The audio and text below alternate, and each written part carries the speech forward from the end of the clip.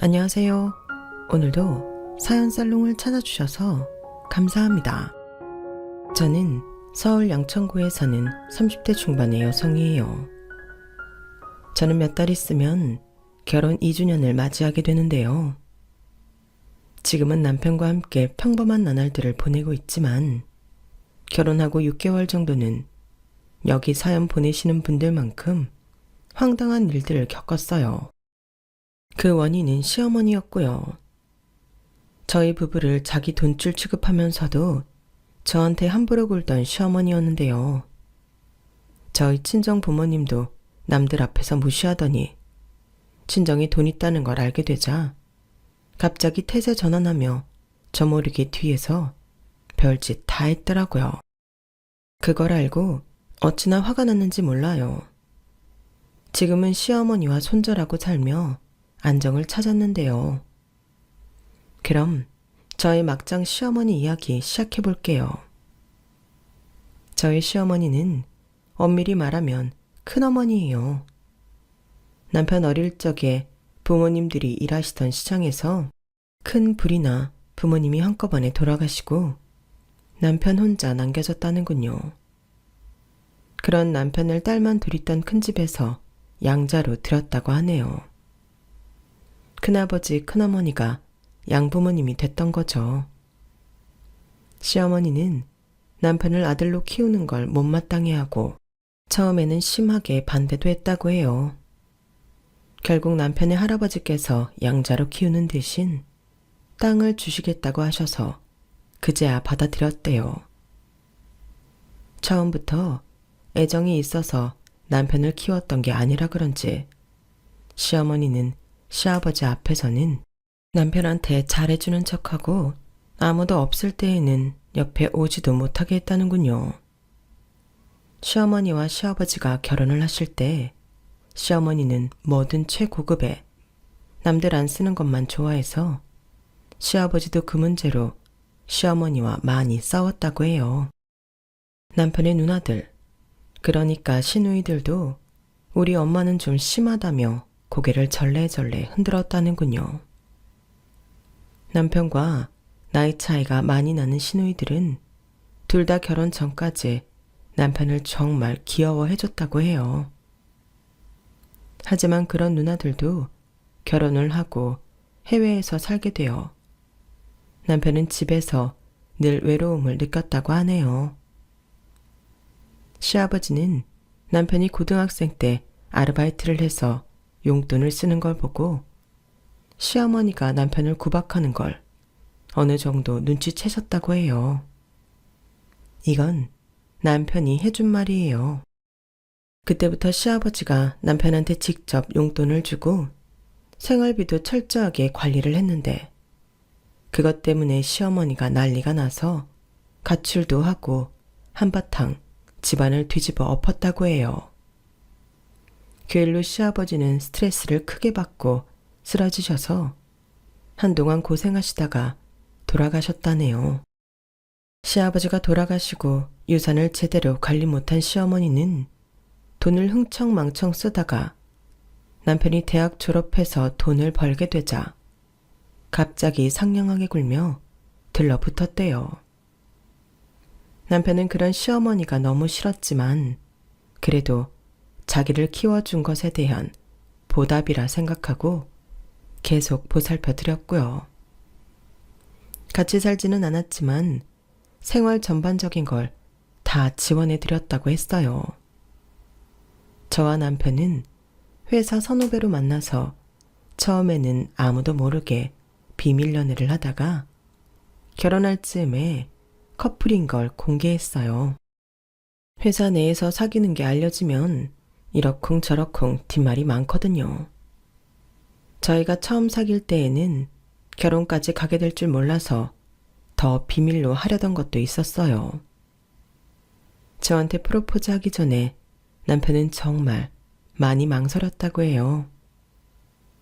실제로 남편이 저에게 결혼하고 싶다면서 이렇게 말하기도 했고요. 미영아, 너도 알지? 우리 어머니 어떤지. 내가 얘기 많이 했잖아. 나 정말 미영이 너랑 결혼하고 싶은데 어머니가 걸려서 너한테 어떻게 하실지 감도 안 잡힌다. 뭘 걱정하는지는 알겠어.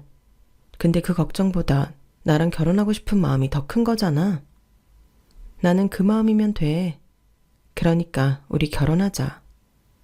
내가 오빠 마음고생해도 위로받게 해줄게. 어때? 좋지? 저희 말에 남편은 어린아이처럼 울음을 터뜨렸고 저는 그런 남편이 너무 안쓰러워 부둥켜 안고 같이 울었네요.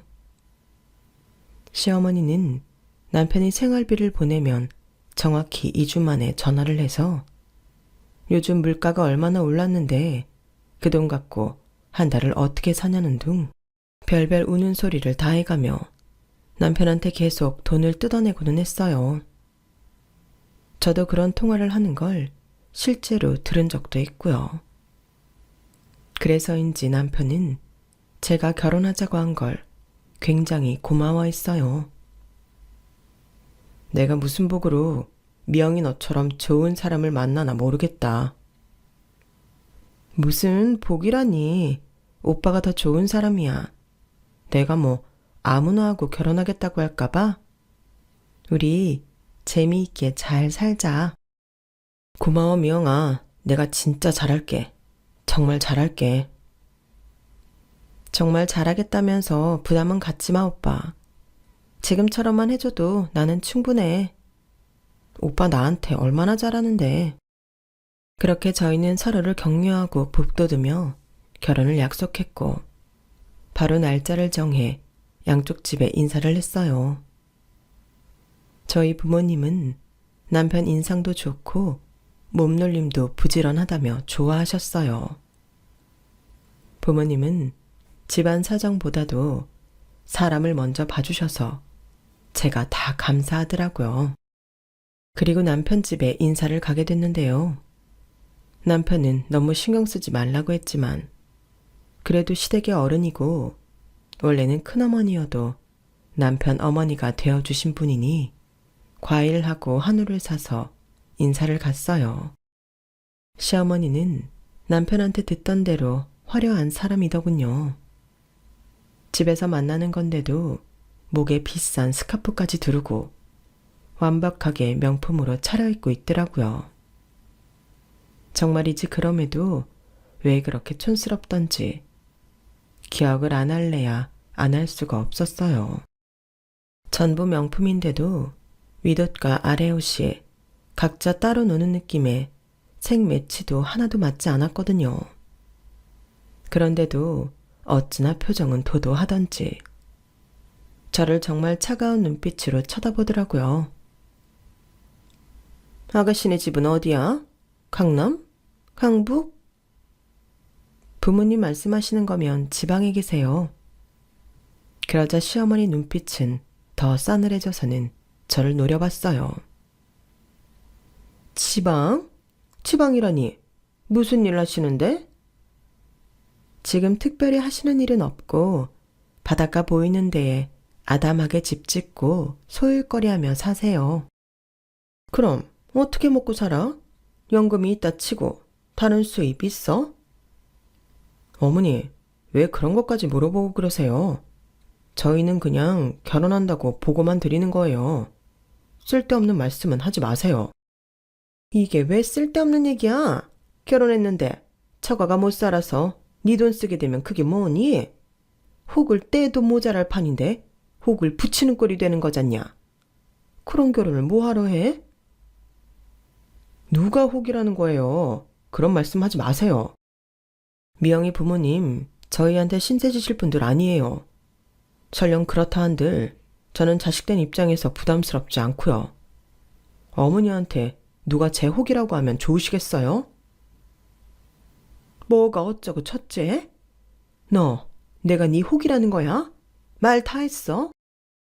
시어머니와의 인사는 이렇게 안 좋은 분위기로 끝났지만 남편은 처음부터 허락받으려고 간 거 아니니 신경 쓰지 말라고 했어요.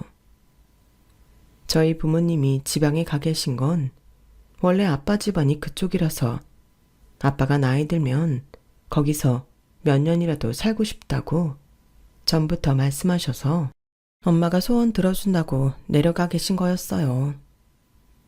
부모님 살던 아파트는 전세를 주고 있었는데 저희가 결혼하고 나면 그 아파트로 돌아올지 아니면 그 아파트를 팔고 다른 집을 구해서 올지 고민 중이셨고요. 남편은 그런 자세한 이야기는 시어머니한테 하지 말라고 했어요. 어머니가 처가 사정 자세히 알면 또 뭘 어떻게 할지 몰라서 그래. 그냥 지방에 계시다고 하고 뭐라고 하셔도 장인어른 뭐 하시는지 말은 하지 말자. 남편이 시어머니한테 어머니라며 존댓말을 쓰는 건 처음부터 남편을 눈의 가시처럼 여기고 순전히 재산을 받으려고 집에 들인 티가 팍팍 났기 때문에 정이 안 가서라더군요. 시어머니도 남편이 어쩌다 반말을 쓰면 버릇없다며 혼을 냈다고 해요. 이러니 남편은 시어머니한테 정이 별로 없다고 해도 과언이 아니었어요. 그럼에도 시어머니 생활을 돌봐주고 있는 게 대단했죠. 저희가 결혼 준비를 진행하기 시작할 즈음에 시어머니는 저한테 따로 연락을 해서 불러냈어요. 예, 니네가 아무리 간소한 결혼을 하기로 했다고 해도 나는 작은 집 아들 데려다가 이만큼 키워서 번듯한 직장인 만든 값은 받아야겠다. 내 말이 냉정하게 들릴지 몰라도 사실은 사실이니까 어쩔 수 없다. 아무리 네 부모가 시골에서 근근히 살아간다고는 하지만 나 이대로 공들여 키운 양아들 보낼 수는 없어.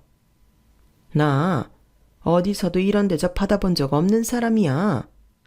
친정에서도 하나밖에 없는 딸이라고 다들 금이야 오기야 했는데 아들 보내는데 나한테 돌아오는 게 하나도 없다는 게 말이 되니?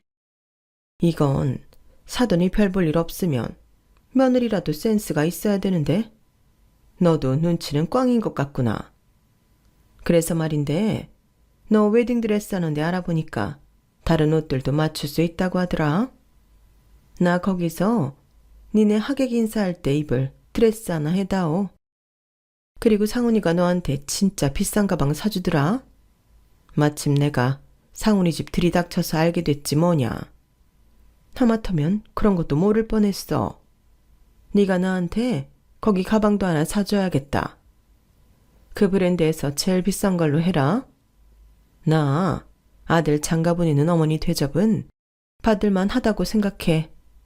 아무리 친엄마가 아니어도 그렇지 나를 이렇게 홀대하면 못 참는다. 니네 부모 찾아가서 이 결혼 못한다고 할 거니까 그렇게 알아. 아님 나 네가 우리 상은이 앞으로 돼 있는 그 재산 탐나서 결혼하는 거라고 친척들한테 다 소문낼 거다. 우리 딸들한테도 그렇게 얘기할 거야. 너 신우가 더 무서운 거 모르지? 어디 한번 당해보라고. 저는 이미 남편의 누나들하고 전화통화를 다 했고 그분들은 저한테 진심으로 결혼을 축하해 주셨어요. 저희한테 선물도 보내주신다고 했고 한 분은 결혼식에 못 오지만 다른 한 분은 오신다고 했고요. 시어머니는 그런 걸 전혀 모르고 있는 게 분명하더군요. 그만큼 자기 딸들하고도 교류가 거의 없는 거였죠. 어머니, 제가 오빠 재산 때문에 결혼한다는 건 말도 안 돼요. 저랑 오빠는 정말 서로를 신뢰해서 결혼하는 거고요. 저도 어머니한테 저 힘 닿는 대로 뭐라도 해드리려고 준비 중이에요. 그런데 하객 인사 때 양가 어른들은 대부분 한복 입으시잖아요. 드레스는 좀 어려울 것 같고요. 가방도 가격이 제 여력이 되지 않으면 그보다 조금 낮은 걸로 해드릴 수도 있어요. 그건 양해 부탁드릴게요. 라고 말하고 정중히 인사하며 일어나는데 시어머니는 제 얼굴에 컵에 있던 물을 확 뿌리더라고요. 정말이지 드라마에서나 보던 일을 직접 겪으니 어안이 벙벙하고 이게 꿈인가 싶어 말이 안 나오더군요. 너, 내가 우스워? 내가 상훈이 친엄마 아니라고 이러는 거지? 친엄마는 아니어도 내가 걔 큰엄마야. 양엄마이기도 하고. 근데 네가 감히 나를 이렇게 업신여겨? 너 이럴 거면 상훈이랑 당장 헤어져. 이 결혼 못한다고. 진짜 어디서 이렇게 싸가지 없는 게 우리 집안에 들어오겠다고 거들먹거리는 건지 원. 부모가 돈이 없으니 딸까지 천박하게 키웠나? 니네 부모는 너한테 뭘 가르친 거야? 어른한테 어떻게 해야 되는지도 못 배웠어? 못돼 처먹은 것 같으니라고. 시어머니는 카페 안이 떠나가라 소리를 고래고래 지르며 저를 망신을 줬고 결국 직원이 경찰을 부를 수도 있다고 엄포를 놓고 나서야 카페를 떠났어요.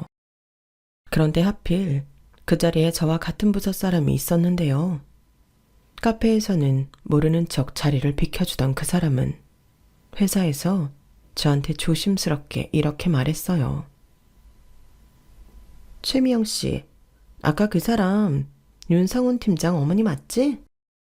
나 윤 팀장은 정말 좋은 사람이라는 거 아는데 그 어머니 장난 아니다. 이대로 결혼해도 괜찮겠어? 아무리 내가 남이라지만 너무 걱정스러워서 그래. 걱정해줘서 고마워요, 선배. 근데 괜찮아요. 저 모르고 결혼하는 거 아니고 저도 다 대책이 있거든요. 제가 잘 설명을 했지만 그분은 정말 걱정이 됐는지 결국 그날 있었던 일을 남편한테 말했고 남편은 화가 단단히 났어요. 내가 진짜 어머니 무슨 사고 칠지 조마조마하기는 했는데 선을 넘어도 너무 넘으셨네. 미영아, 어머니가 그러는 거 절대 그냥 넘어가지 마. 나한테도 다 말하고 어머니가 너한테 어떻게 했는지 나는 알아야 되지 않겠어? 나 너랑 결혼하는 거 어머니 그런 말도 안 되는 심술 받으라고 하는 거 아니야. 난 어머니가 너 손끝 하나 못 대게 할 거라고. 그러니까 앞으로 무슨 일 생기면 혼자 넘기지 말고 꼭 얘기해. 나랑 어머니 사이 걱정하는 거라면 그럴 거 없어. 그럴 만큼 돈독한 사이 아니니까. 알았지? 많이 놀랐지? 스트레스로 힘든 건 아니야? 잠은 잘 자고. 괜찮아. 뭘 그 정도로 잠을 못 자고 그러겠어.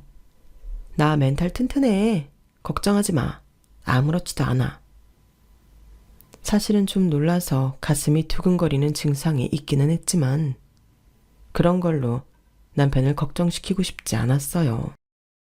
또 시간이 지나면 나아질 증상이기도 했으니깐요. 남편은 저한테 시어머니가 이상한 짓을 하면 절대 혼자 참지 말라고 저한테 몇 번이고 약속을 받아냈어요. 그리고 남편이 시어머니한테 뭐라고 했는지는 몰라도 시어머니는 저한테 자기가 좀 과했다며 혹시 불쾌했다면 유감이라는 묘한 문자를 보냈더군요. 나중에 알고 보니 남편은 그날 당장 본가에 가서 시어머니한테 이런 식으로 하면 더 이상 생활비 지원을 안 할 거라며 난리를 쳤더라고요. 이거는 제가 나중에 다른 친척분을 통해서 들은 이야기예요. 그 친척분도 시어머니 성격 이상한 거 알아서 한마디 하러 왔다가 남편과 시어머니가 싸우는 걸 봤다고 했어요. 남편이 돈을 안 준다고 하니 시어머니는 상견례 때에도 비교적 얌전하게 차려입고 와서 저희 부모님한테도 형식적인 예의는 지켰어요. 물론 깔보는 듯한 눈초리로 쳐다보며 부모님 차림새까지 일일이 훑어보기는 했지만요. 그리고 조용히 잘 지나가나 싶었는데 결혼을 며칠 앞두고서 다시 저를 찾아와서는 이렇게 말했어요. 너 잘 들어. 상훈이가 나한테 주는 돈은 절대 간섭하지 마. 네가 상훈이랑 결혼한다고 상훈이 지갑까지 네 것처럼 쥐고 흔들지 말라는 뜻이야. 만약에 상훈이가 나한테 주는 돈이 줄거나 이상한 낌새 보인다 치자. 나 그 길로 네 부모 찾아가서 집안 쑥대밭 만들 테니까 그렇게 하라.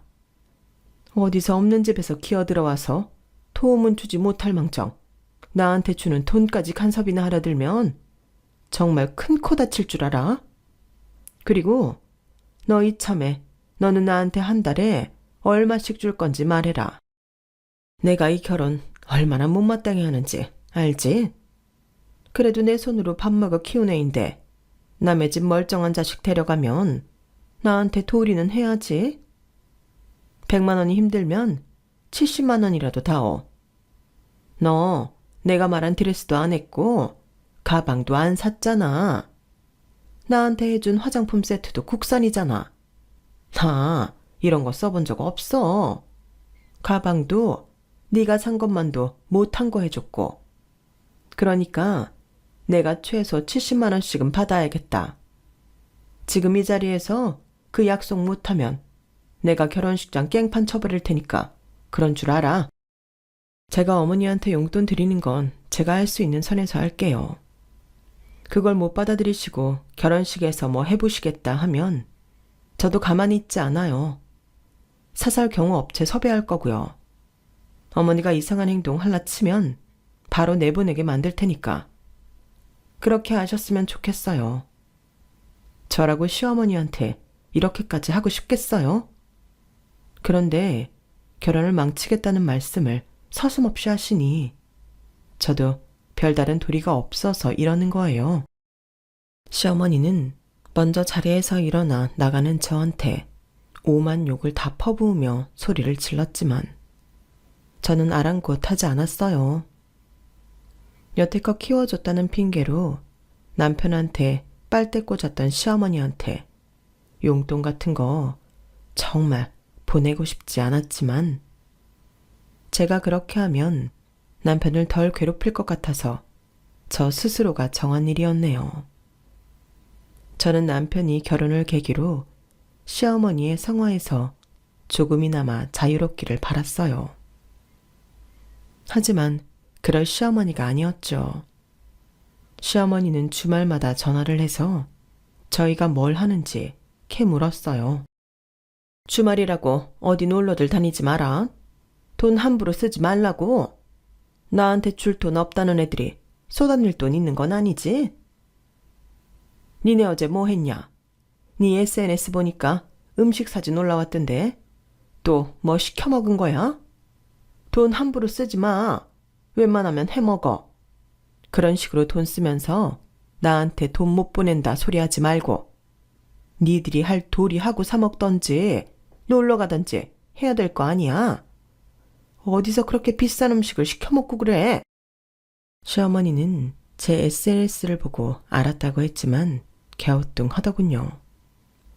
왜냐하면 SNS에는 그 음식을 어디서 주문했는지 얼마짜리인지는 전혀 올리지 않았고 사진만 올리고 맛있다고 쓴 게 전부였거든요.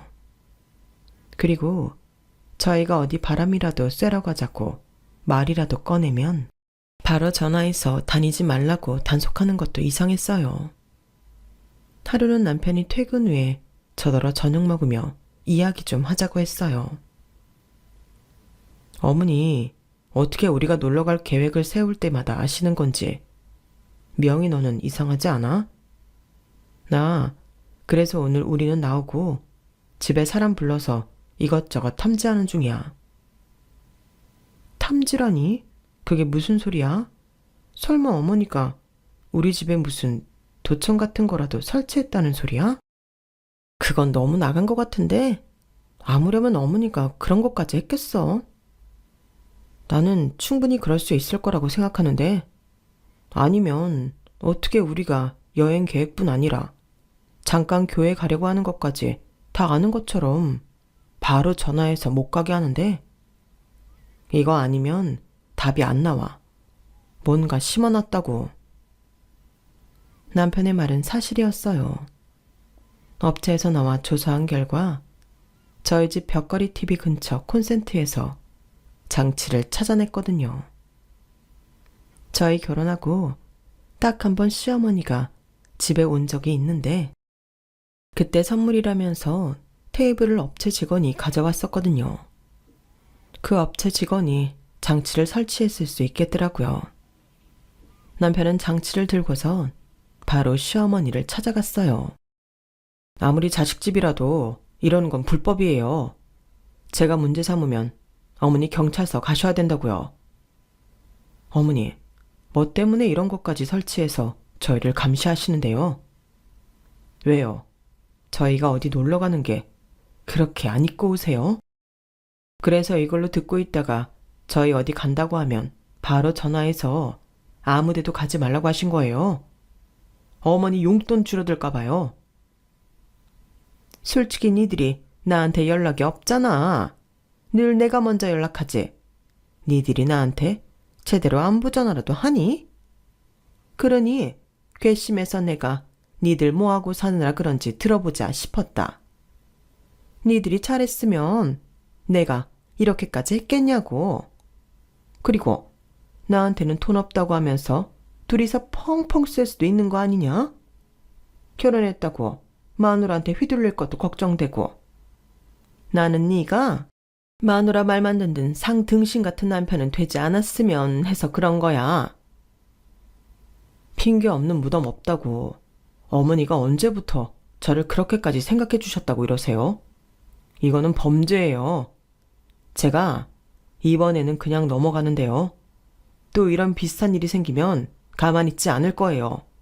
그러면 정말 어머니랑 끝이라고요. 아시겠어요?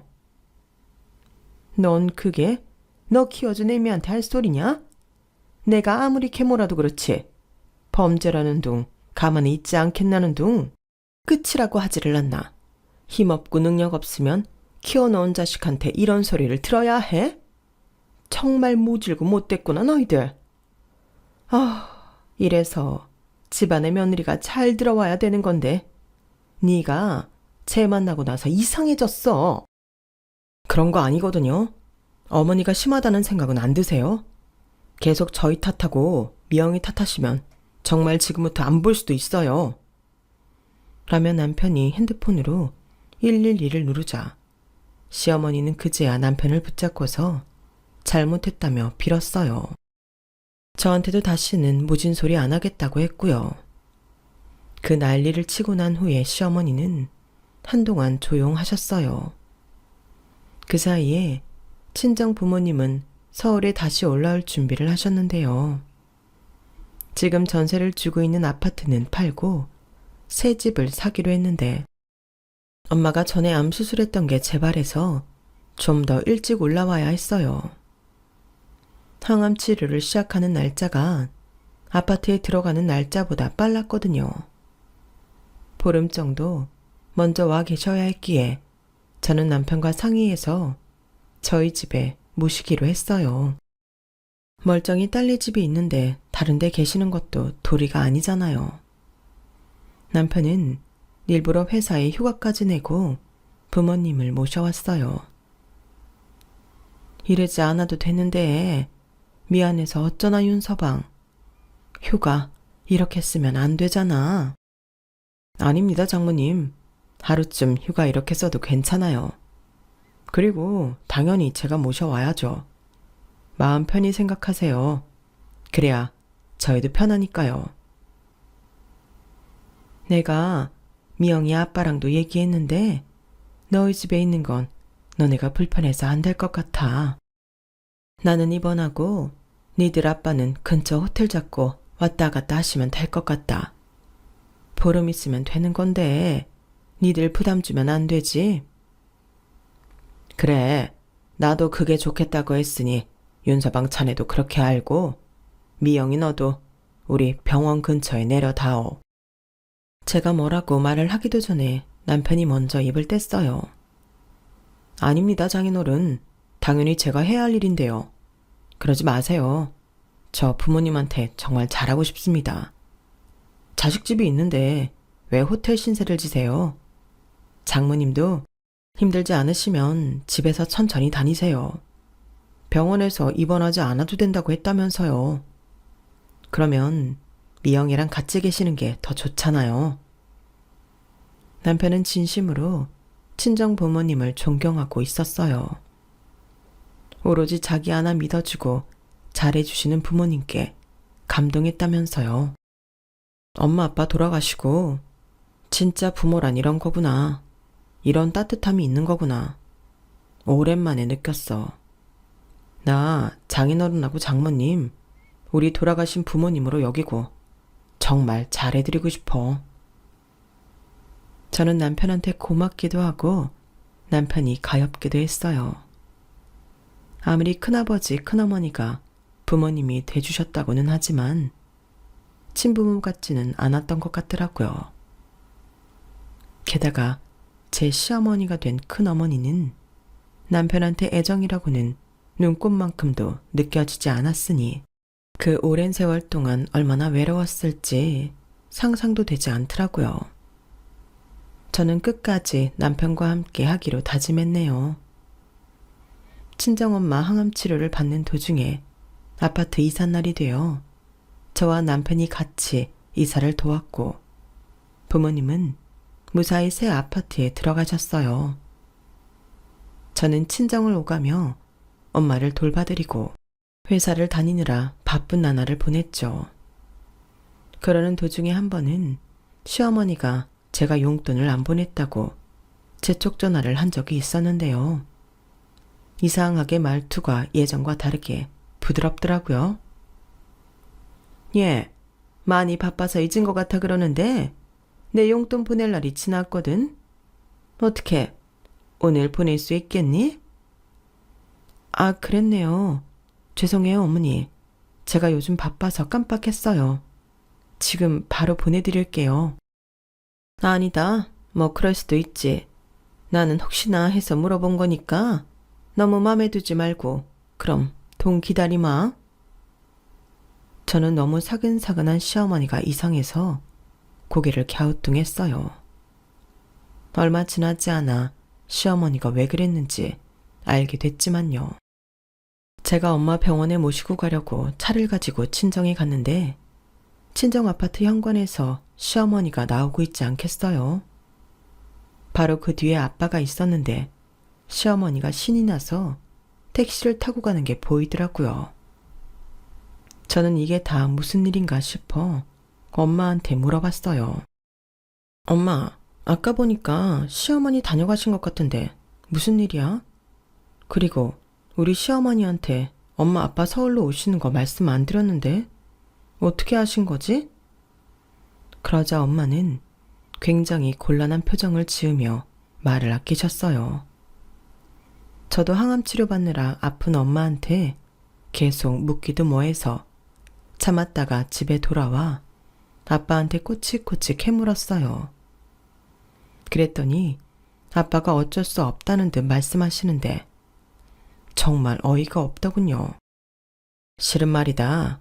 사돈이 네가 결혼하고 용돈도 조금 보내고 며느리 노릇을 못한다며 우리 시골집을 수소문해서 찾아오셨더구나. 우리 애들한테 돈 탔으면 안 된다길래 우리는 그러지 않아도 된다고 솔직하게 말씀드렸다. 사실 저희 아빠는 탄탄한 중소기업 대표였고 지금은 명예직으로 옮기셔서 스타트업 회사에 투자를 하고 계셨어요. 우리는 너 편하라고 사돈한테 한 달에 얼마간씩 보내드렸는데 요즘 자꾸 부동산 투자를 하라고 찾아오시는구나. 아빠는 그러면서 조금 난감한 표정으로 어렵게 말씀하셨어요. 실은 우리가 올라오자마자 찾아와서 자기가 상가를 하나 사고 싶다며 돈을 보태달라고 해서 1억을 해드렸는데 이제는 아예 우리더러 부동산을 사라고 하니 나는 지금 부동산을 사고 싶지도 않고 더는 건물을 늘릴 마음도 없어. 그래서 이런 말 안 하려고 했는데 자꾸 찾아와서 강요를 하니 나도 이제는 결단을 내려야겠다 싶고 너도 알 건 알아야 하지 않나 해서 말하는 거다. 저는 너무 기가 막혀서 할 말을 잃었어요. 갑자기 저한테 친절해진 것도 친정이 잘 사는 걸 알게 돼서 그런 거라는 걸 알고 나니 불쾌하기 짝이 없더라고요. 남편이 알면 충격이 크겠지만 그렇다고 그냥 지나갈 수는 없었어요. 벌써 친정 부모님한테 1억이 넘게 가져갔다는 건 앞으로도 그럴 수 있다는 거였고, 잘못하면 친정 부모님하고 시댁하고 무슨 일이 날 수도 있는 거잖아요. 제 이야기를 들은 남편은 너무 어이가 없는지 허탈한 웃음을 짓더니 저녁 내내 아무 말도 하지 않더라고요. 설마 그런 일까지 할 줄은 남편도 생각하지 못했던 거죠. 남편은 다음날 아침 저한테 단호한 목소리로 말했어요. 이제는 안 되겠다. 결판을 내야겠어. 그리고 저희는 시어머니가 아빠한테 부동산 중개업자를 소개해 주겠다며 나오라고 강요했다는 말을 듣고는 그날 그 자리에 나타났어요. 저희를 본 시어머니 얼굴은 사색이 되더군요. 이게 어떻게 된 거야? 여기에 왜 네가 있어? 사돈, 혹시 사돈이 애들한테 말씀하셨어요?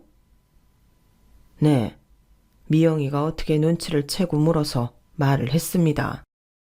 아빠는 저희와 사전에 입을 맞춘 대로 말씀하셨어요. 아니, 얘들은 배짱이 없어서 투자 같은 거 어려워한다고 말씀드렸잖아요. 게다가 저를 오해도 잘하고요.